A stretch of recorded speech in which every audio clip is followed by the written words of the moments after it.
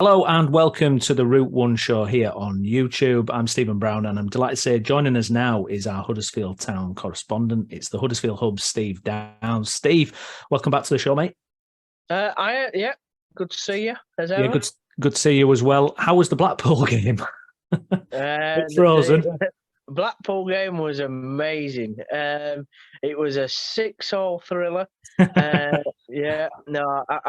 It was quite funny actually because I'm sure somebody took a photo of the Blackpool pitch, and there were hardly ducks skating around on the old pitch, so I'm sure it would have been playable. But it's quite interesting that Mick McCarthy had just turned up the day before and obviously been appointed.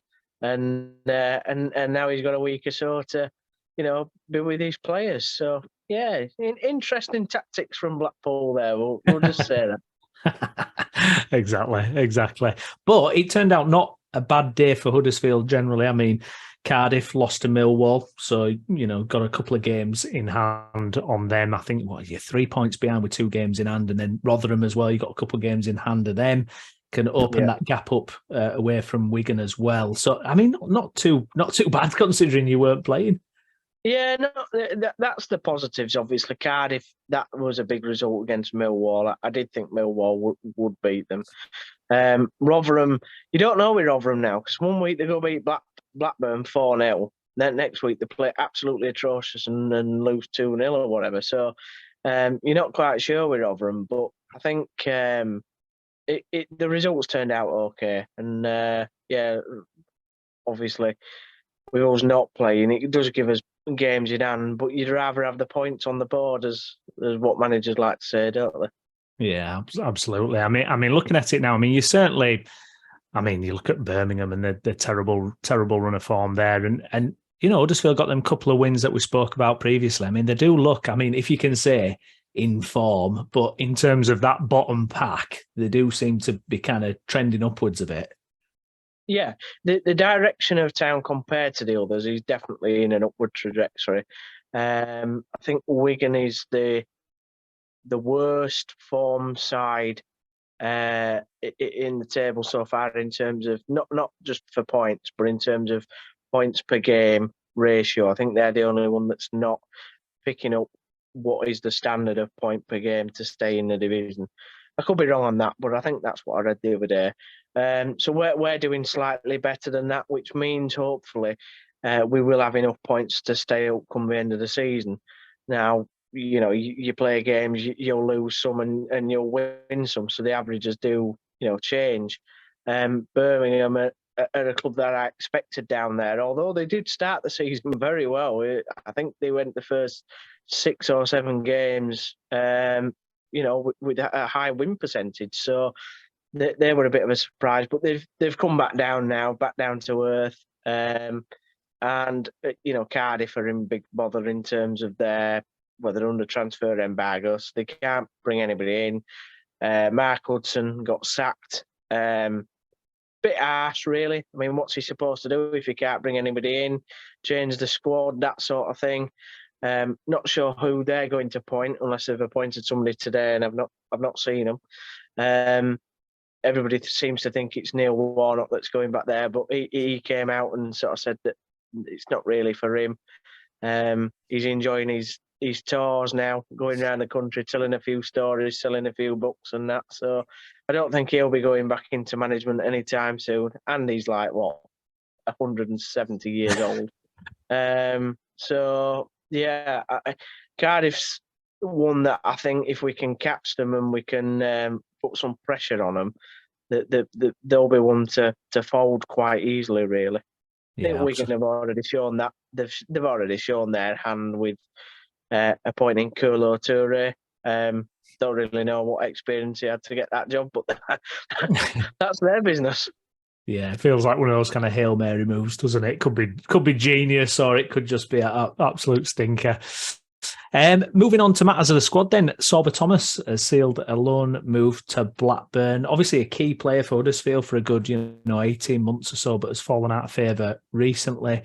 What do you make of that move for him, for the club? I mean, he's on a long contract, isn't he? He's contracted till 2026. I think there's an option to extend as well. But where do you stand on that move and his future for Huddersfield?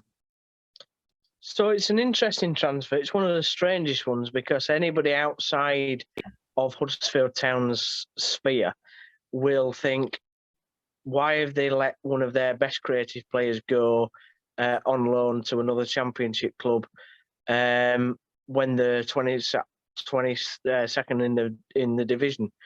Well, the clear answer is he had a superb season last season.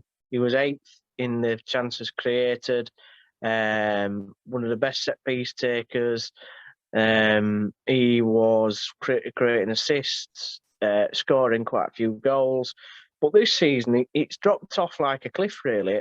I think part of the early part of the season was the supporters gave him a little bit of chance in terms of, because he was going to try and get into the Wales World Cup squad.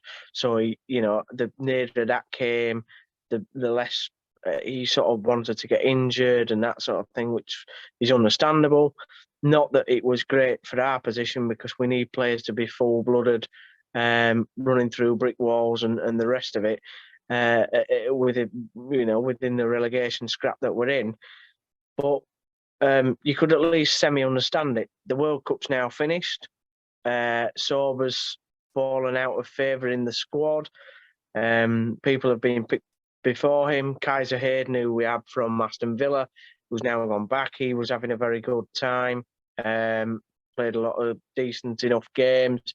So Sorba didn't really get in then. And then when he has played, he's just not been anywhere near it. It's like his focus isn't there. I wouldn't say it's a player that he doesn't want to be at the Town, but for some reason the standards have dropped, and that's and also that's been on set pieces, which has been his best attributes, whether that's free kicks or corners. I mean, we've not really seen a good free kick or corner from him at all this season, whether it's before the World Cup or even after it. And since then, Jack Radoni's been taking set pieces. Other players have been involved. So now, obviously, Town have brought in more experienced players. Anthony Knockout, who we spoke about, this young Joseph Humbo from Watford. As I said, Jack Radoni can play out there. We've got Dwayne Holmes. So the spaces have really filled up in the squad. And now Sorba's finding that he's not getting an opportunity. So really, it's good that we're going to loan him out. But it is a weird one. I do appreciate, for anybody who's not a Town supporter, it will seem weird. But it makes sense from our point of view if he's not going to play. Makes sense from his point of view. He wants minutes on the pitch. It also makes sense from our point of view if we want to sell him, right, as you said, he's got a long contract. If we want to sell him, we can get him in the shop window. He might get into Blackburn's team, who I think are looking for a winger. I don't know if they're going to sell Diaz, although I've never called him Diaz, but Ben, whatever his name is. Yeah. So, it's a sensible move all round. Gives Sorba a bit of breathing space, a different environment and all that, and a different perspective and focus that Blackburn are going for the playoffs. So there's not as much pressure in terms of keeping a club up in a division. Yes, there's pressure, but it's a different kind of pressure, more positive pressure.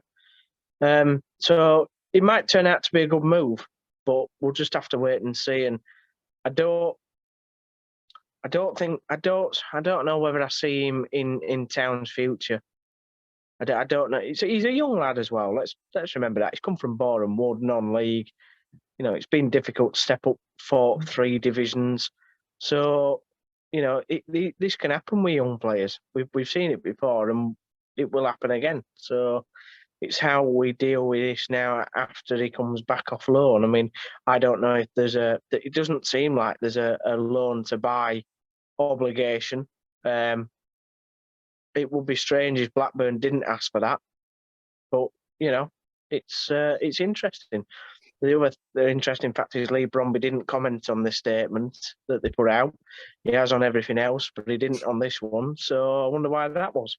I saw Fotheringham. He seemed to speak quite positively about it, though. He was saying, obviously they brought players in and his chances have been reduced, but he did kind of say, look, he's got a future here. But I guess that's just kind of manager speak, isn't it? He's not going to come out and say, I'm so glad we got rid of him. No. Fotheringham's I think he's just towed the party line in terms of wishing Sorba good luck and that. And obviously, as a club, everybody wishes Sorba good luck. We hope he goes into Blackburn and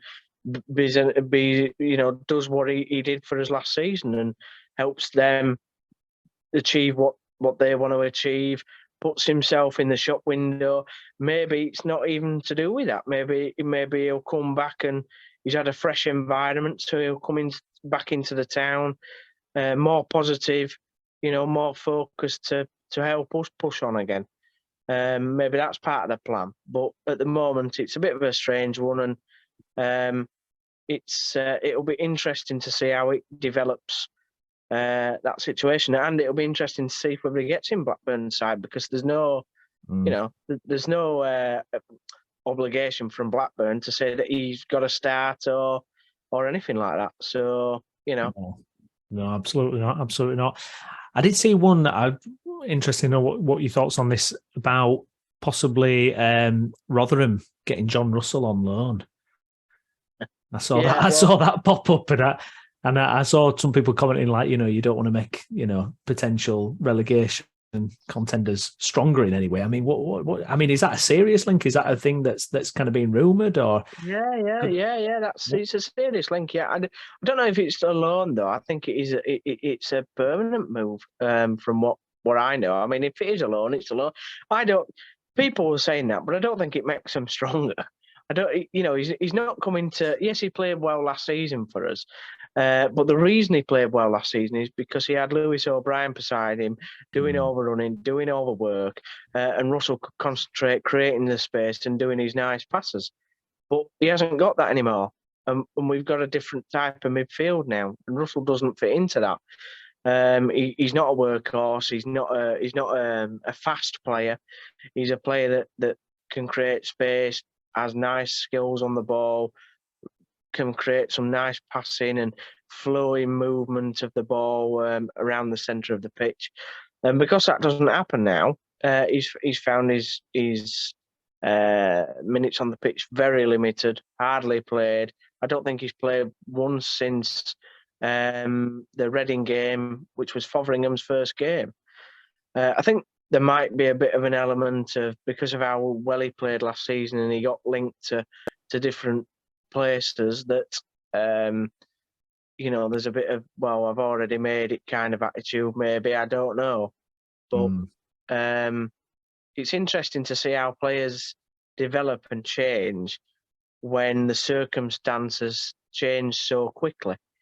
You've seen the reliable ones in terms of your Lees, although Pearson's been out injured, you expect Pearson to come back in and be an absolute warrior like he has been last season. Hoggy, his attitude is indescribable, so we don't even need to put him in the conversation because he'd literally run through 5 brick walls for town and carry on. So it's interesting to see how players, attitudes might change to certain situations, and this one with Russell has obviously not been a positive change, because he would have been playing otherwise. And going to Rotherham, I have no problem if he wants to go to Rotherham, or we sell him to Rotherham. It is what it is. He can. Rotherham's a very similar team, aren't they? You know what I mean? They're in a similar position. They like workhorse players that they don't really have time for the fancy dance sort of time on the ball. People, they like people to be working and hard and graft and that sort of thing. And so I'm a bit surprised that if he does go to Rotherham, that Rotherham want him, to be fair, but it's not our problem, is it, really? No, we'll wait and see how that one pans out. Anything else catching your eye transfer wise for Huddersfield? Any whispers you're hearing, or any big things on the horizon before the deadline next week? Well, there's a bit of talk of we need a keeper in, because obviously Lee Nichols looks like he's going to be out for the next 3 to 6 months. Shoulder injury, had an operation on it. by all accounts, it's gone successful, but obviously with keepers, shoulder injuries can be quite bad. So it's going to take some time for him to recover. Probably quite sore as well in that area that I would have thought. And it's obviously for a goalkeeper, you need to be on, top form really. So we've got the young lad Belokovic who's come in, done all right. He's not done anything wrong. He's just a very young, inexperienced lad who's not had a lot of first team championship minutes. That doesn't mean that he won't be a decent keeper, but I think we're looking to get a more experienced man in. The only thing I've sort of heard is that, whilst we've approached a couple of keepers, we're not prepared to pay top dollar for them. So, or give them a big wage, which we never really have done, to be fair. You can go all the way back to Alex Smithies, who said that he wanted to be one of the top earners in the squad, and the board said that they weren't prepared to do that, and so Alex Smithies left. So we've never paid massive money for keepers or paid massive wages, I don't think. So there's a few options. Everidge or Everington, I can't remember his name. Everidge, I think, out of Birmingham. He would be a decent choice. Luke Daniels, who's played in League One and League Two, I'm not so sure. So there's a few names out there, but just depends whether Town think it's a key position or whether they think Belokovic and the other younger lads in that position can step up to the mark. It's not really a key position, I don't think, in terms of where we need to spend the money anyway. I'd rather us be spending money on, maybe another striker or that sort of thing, and maybe sending Simpson out on loan, because I don't think he looks up to championship standard yet. I'm sure Town are looking at it, but as Fotheringham said through all this, not going to spend much money because we haven't got a lot of money to spend. So, Well, Lee Bromby, if you're watching, Steve's give you some good ideas there, mate, to get cracking and get working before Tuesday. You never know. In terms of matters on the pitch, then it's Coventry up next, Steve. They're not in a great run of form. They've not won, I think, since 21st of December against when they beat West Brom. What kind of game? I mean, that's not a bad game, is it, really, to kind of make one of these game in hands count? What do you think?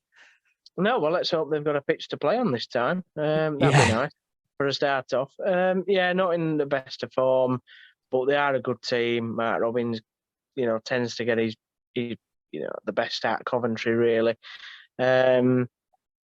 It'll be interesting to see how we fare against another side that, again, I'd like to think that we can get a result against. Blackpool would have been a good example of that. Obviously, Hull, we didn't. We can't let another Hull example happen again. Because, as I said last week, the fixtures start to get a lot harder after Coventry. And you start to play some of the teams that are in form or are looking to push for that sort of bottom playoff position. I'd like to think we've got enough against Coventry, but it'll, we'll just have to see. It'll be interesting to see who he picks, whether Knockout's fit. I know he didn't play the other week, but we've had 2 weeks now since the whole game, so I'm hoping he's fit. And whether he chooses a young Humbo, that'll be interesting to see. Pearson might be fully fit back. So let's hope that he's got a few more options now to pick from to create a winning formula, really. Yeah, a bit of excitement around Knockout, isn't there, in terms of that anticipation of him making his kind of debut for the club and what impact he can bring. It would be nice to see him, wouldn't it? Yeah, I think there is, because I think we feel, or a lot of the fan base feel, that whilst he might not be the player that he once was, he's the sort of chap that can get us moving and out of this position where that bit of star quality, balls into the box, the positioning on the pitch, the ability to maybe take a set piece here and there that really creates something. might be able to drag us out of this position. So I think there's a lot of anticipation. I think that's the right word to see him pull on a Town shirt and to see him really drive forward. So yeah, I would say hopefully he's going to play against Coventry. A match-winning debut goal, that'd be all right, wouldn't it? Oh, that'd be super nice. Not the 90th minute though. Can we not leave it that long? Can we get it scored a bit earlier than that, if that's all right? We don't have to rely on the referee giving 96 minutes again and playing 97. Yeah, absolutely. Lovely. Great stuff, Steve. Thank you very much for joining us. Please, if you've enjoyed this video, please give us a like and please do subscribe to the channel for more Huddersfield Town content from Steve. We might be speaking to you next week on deadline day, Steve. We've still got to work out the finer details. We hope so anyway, but good to chat to you as always, and we'll speak to you again next week, mate. Yep. See you next week.